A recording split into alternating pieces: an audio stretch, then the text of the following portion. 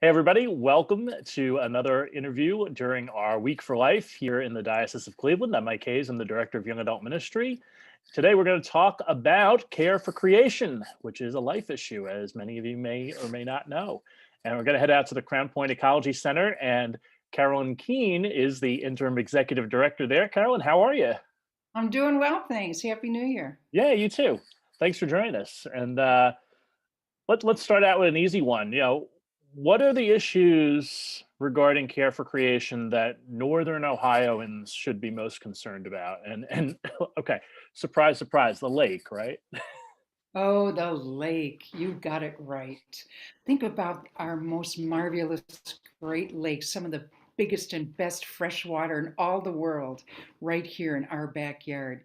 Where do we get our drinking water from? You know it, the Lake Erie. Yeah. Think about where Arizona gets theirs. Not fresh water like Lake Erie, for sure.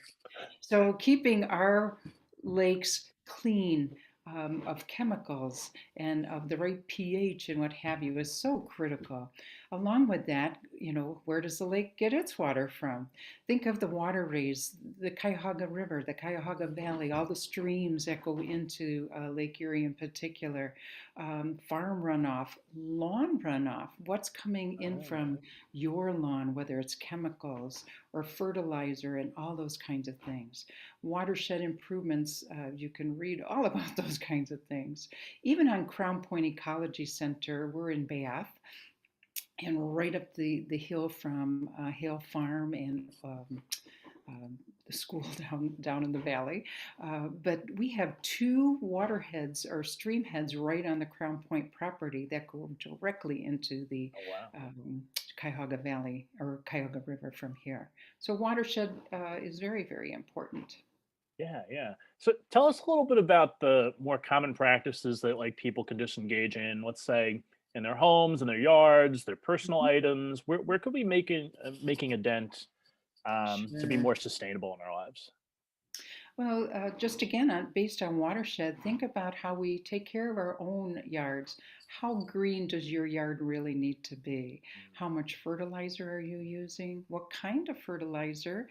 Um, Even with your plants, getting the last tiny weed out between the cracks of the bricks using Roundup. Roundup lasts a long time and Yeah. is not a very safe chemical for our waterways. That's one area that we can all focus on. Um, I happen to use a natural remedy using vinegar and Epsom salts. You can look up the recipe on the internet to keep the weeds out of my bricks at Ah, home. Think about food waste.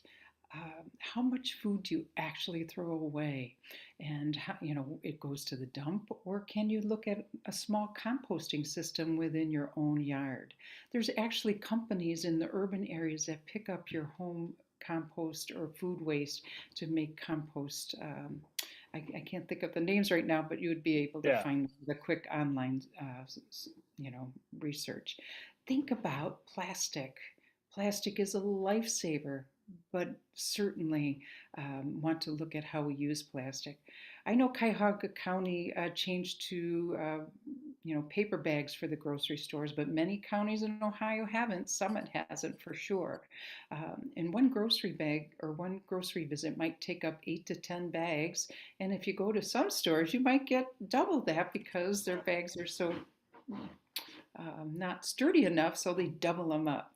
And over the course of a year, 500 bags maybe that you take home from grocery, from other shopping trips that you use within the mall or what have you. It's huge. Think, can you use your own plastic bags or reuse them? Of course, we all can do that. That is a life changer. Easy enough. Well, many of us are working from home right now. I happen to be working at Crown Point. But when I take my lunch every day, do I use a Ziploc? I converted. I actually use these little plastic things that I Oh, no use, kidding. reuse every day, for whatever it is, sandwiches, soup, and what have you. And I haven't bought a box of Ziploc bags in probably close to a year, so I'm really proud of myself for that. Those are simple things that all of us can do at home. I never Um, thought of that one. That was good. Oh, and I just got a phone call there. I just turned her off. Oh, that's okay. I'll call them back. Do you recycle? Recycling your metal and your plastics and whatever you're allowed to recycle, even cardboard, basic brown cardboard from like your Amazon boxes could be used as mulch in your own gardens too. Yeah, It yeah. saves time and money along the way. It's interesting too. Like when I started recycling more and more, I discovered I actually had more recycling than garbage. Yes, yes. It's a fun thing to watch for sure. Yeah. Yes. So look, I'm gonna go to the local grocery store. What should I look to buy to be a little more sustainable? What are there some and are there some alternatives to grocery shopping that we don't know Yeah. about? Here at an organic farm, we like to say, know your food and know your farmer. So, where does your food come from? Take a deep thought. Does it come from the South, out West, a different country? Who knows? Now, we know certainly bananas and oranges and pineapples, we can't grow those and source those locally. Sure. But what can you buy that was locally produced to support your own farmers and knowing where your food came from? Look at your farmer. Going to a local grocery store or shopping local at your usual grocery stores. I know Heinen's always has a section that says, purchased or sourced locally. Yep. And that's the only one I'm familiar with. Down here, I shop at the Acme and the Giant Eagle, and they do the same. So look for those sources, at things that can be done locally. There's also the option of, it's called CSA, Community Supported Oh Agriculture. yeah, yeah. Yeah, and Crown Point has one here, but clients or customers will pay a portion for the year to have vegetables grown for them throughout the season. It's usually somewhere between 10 and 20 weeks, depending on the CSA. So every week they would be able to pick up a nice bag of fresh lettuces, onions, potatoes, peppers, you name it, kind of Yep. food. And there's nothing better than a fresh tomato. We all know that.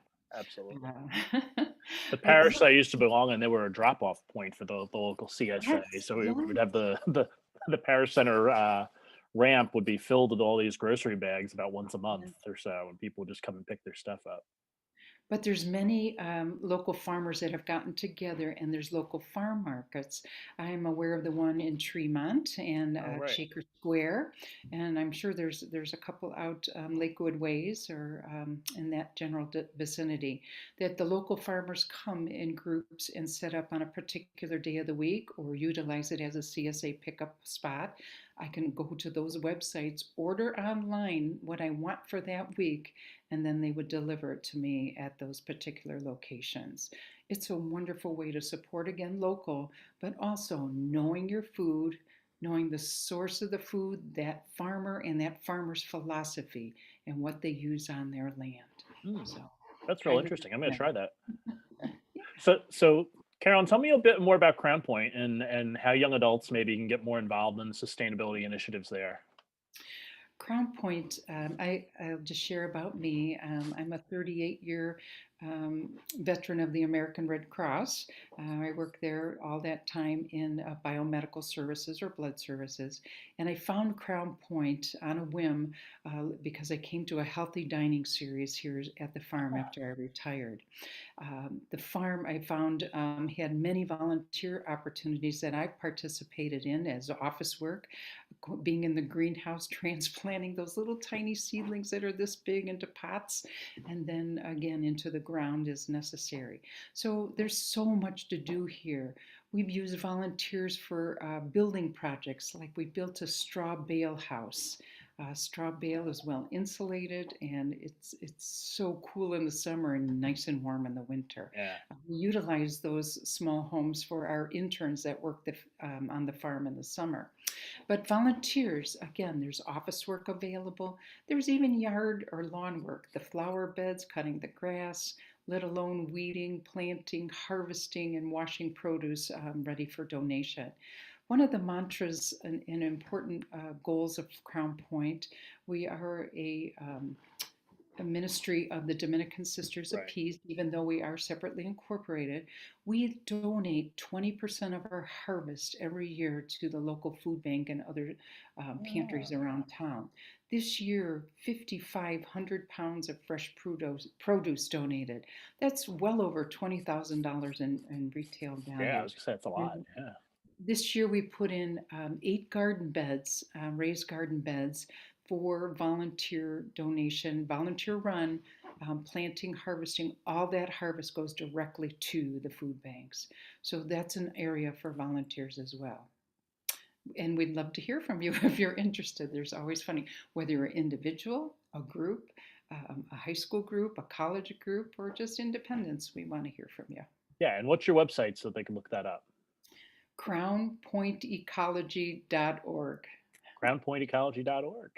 Mhm. That's where you can find Carolyn Kean, who is the uh, the interim Interim exec. director. Yeah, we want to get that right, right? The interim executive director, Crown Point Ecology Center, and I'm Mike Hayes. This is a week for life, and today we've talked about care for creation, which is a life issue. Check out Pope Francis's pastoral letter on the environment with Laudato Si, and we will see you all again sometime tomorrow with another issue coming your way.